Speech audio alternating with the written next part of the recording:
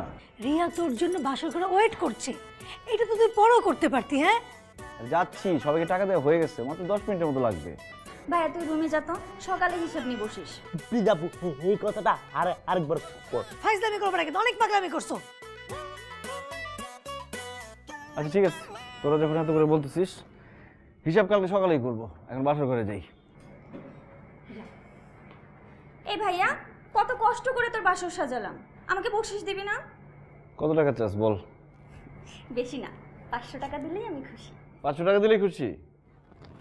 এনে তো 2000 টাকা দিলাম। এখন খুশি? আপনি যাবেন না?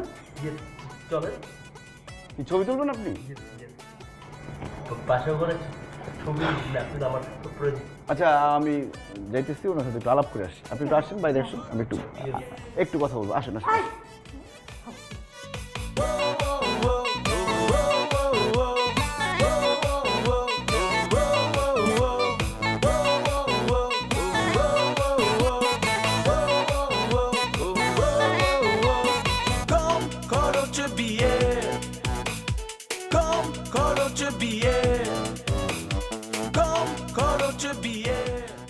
জান জান,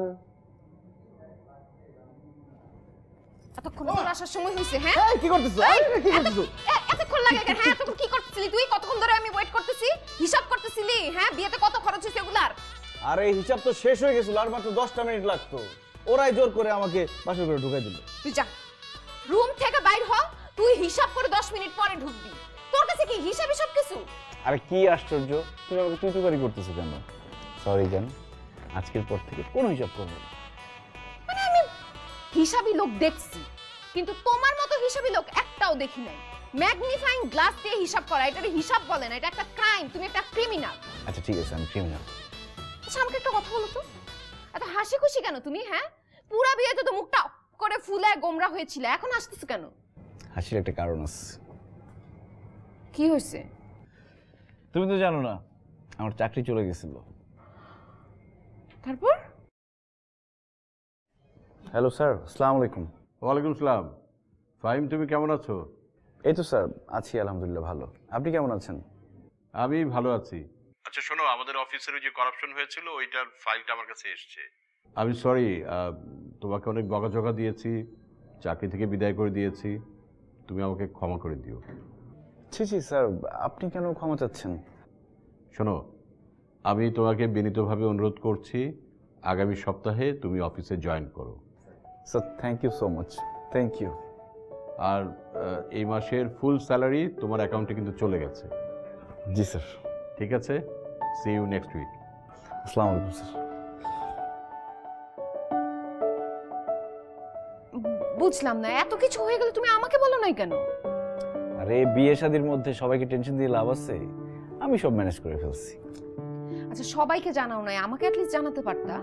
তুমি একটা ফ্যামিলি থেকে আরেকটা ফ্যামিলিতে আসবা, এর মধ্যে তোমাকে আরো টেনশন দিয়ে লাভ আছে? ঝামেলা তো মিটে গেছে, তাই না? তুমি যে এত দায়িত্ববান সেটা কিন্তু আমি জানতাম না। তবে এই ঘটনা থেকে আমরা একটা জিনিস শিখছি, আমাদের মিতব্যয়ী হওয়া দরকার, কারণ যে কোনো সময় আমাদের বিপদ আসতে পারে। আল্লাহ তাআলা সৎ মানুষকে বিপদে ফেললেও তোমার ঠিকই উদ্ধার করেন। না না, এটা একটা ভালো কথা বলছো। আমি অনেক বেশি বেশি করে ফেলছি, আমার এত খরচ করা উচিত হয় নাই।